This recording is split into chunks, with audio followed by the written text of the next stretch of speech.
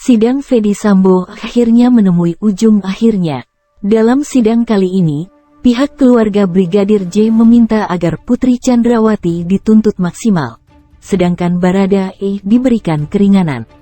Hal ini diungkapkan pengacara keluarga Brigadir J, Martin Lucas di Pengadilan Negeri, PN, Jakarta Selatan yang kembali menggelar sidang dugaan kasus pembunuhan Brigadir J dengan terdakwa Baradae atau Richard Eliezer dan Putri Chandrawati dengan beragendakan pembacaan tuntutan dari Jaksa Penuntut Umum, JPU. Menurutnya, alasan diberikannya keringanan pada tuntutan Barada lantaran permintaan dari keluarga Brigadir J sebelumnya.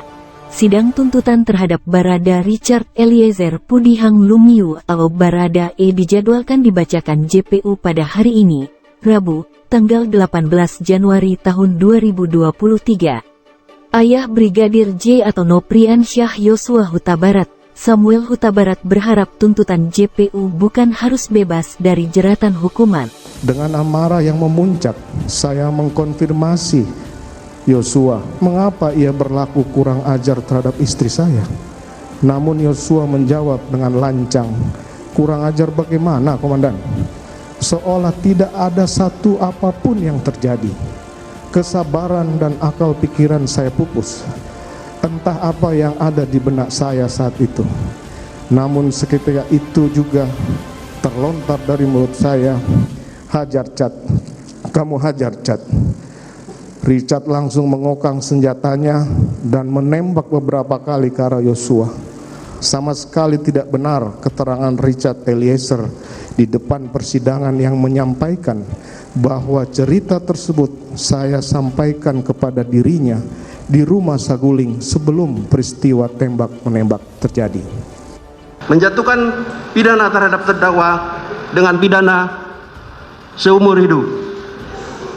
Akankah ada kejutan di akhir persidangan Sambo? Akankah majelis hakim juga mempertimbangkan duplik para terdakwa ini? Yang menurut saya menjadi dalam hal edukasi publik itu kurang bagus ya. Cukup aja diserang aja argumennya seperti apa, buktinya seperti apa, simpulan jaksa seperti apa.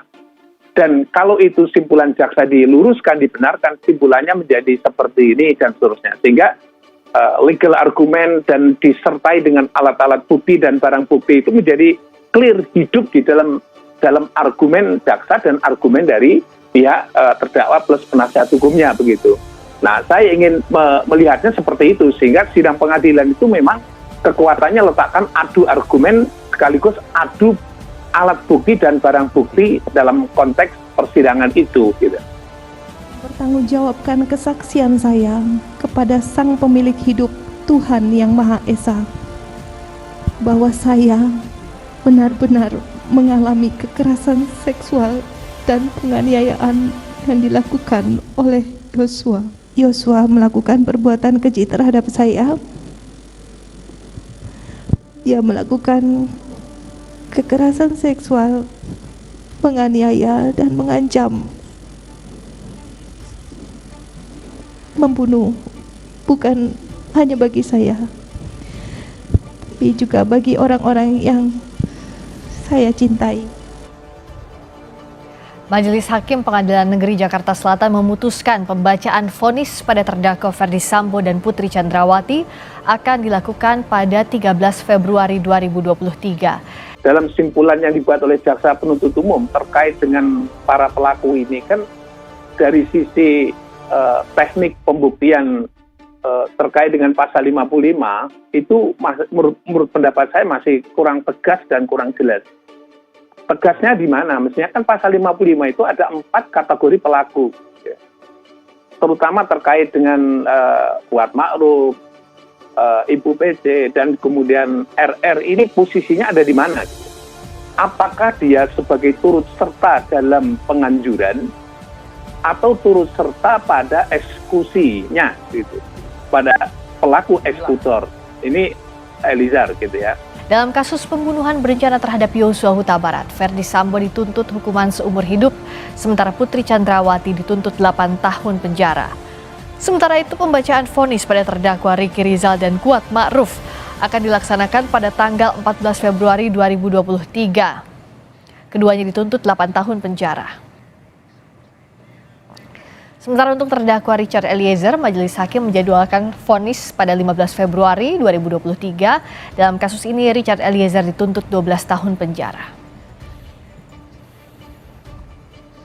Jadi pertanyaan itu nggak terjawab kalau saya membaca simpulan atau rekuisitor yang dibuat oleh jaksa penuntut umum. Gitu. Padahal itu penting, dia akan menggabung ke arah mana. Nah, menggabung ke arah perbuatan yang mana, itulah nanti yang menentukan bobot daripada tuntutan dan sekaligus bobot daripada penjatuhan pidana. Kalau Eliezer jelas, dia eksekutor. Gitu ya. Eksekutor itu bobotnya berapa kalau orang yang melakukan eksekutor? Dan dia dapat reward dari LPSK itu berapa sesungguhnya nanti. Mengingat eksekutor itu juga termasuk kategori pelaku yang utama. Dalam konteks ini pelaku utama juga, karena yang menimbulkan akibat matinya orang justru eksekutor itu. Nah, pertanyaan secara akademik adalah, bobot pengurangan itu sampai berapa? Gitu. Kalau terhadap pelaku eksekutor. Kalau prinsip di LPSK itu, kalau dia adalah sebagai pelaku utama, kan prinsipnya kan nggak dapat namanya adalah perlindungan terhadap status dia sebagai justice kolaborator, karena dia adalah pelaku utama. Dan kalau pelaku utama tidak dapat, nah sekarang ini adalah pelaku lain eksekutor yang dia berbuat atas sebut saja perintah dari orang lain, pihak lain. Yang pihak lain itu adalah relasi kuasa.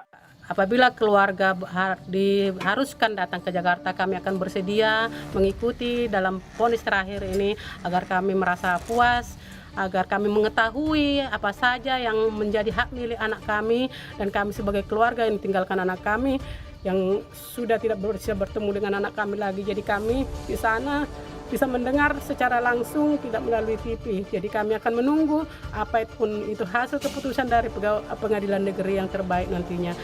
Kami percaya hakim sebagai utusan Tuhan di muka bumi ini yang bisa memberikan putusan semaksimalnya sesuai dengan kejahatan perbuatan mereka yang mereka lakukan dengan pembunuhan berencana tersebut. Kalau untuk PS, sesuai dengan perbuatan jahatnya sangat keji dan biadab, sebagai penegak hukum yang mengerti dengan hukum, dia pantaslah mendapatkan hukuman pasal 340, yaitu hukuman mati. Kepada Putri sebagai biang kerok atau pemicu dalam pembunuhan berencana ini adalah hukuman semaksimalnya, seberat-beratnya sesuai dengan pasal 340 yang telah terpenuhi di dalam dakwaan persidangan tersebut. Dan begitu juga buat Ma'aruf dan RR, karena mereka mengetahui di dalam pembunuhan berencana ini, tapi mereka pura-pura blow on dan bolot di dalam semua persidangan ini, sosok bersih, namun mereka tahu semua di dalam pembunuhan berencana tersebut. Jadi layak mereka mendapatkan hukuman semaksimalnya, itu seberat-beratnya.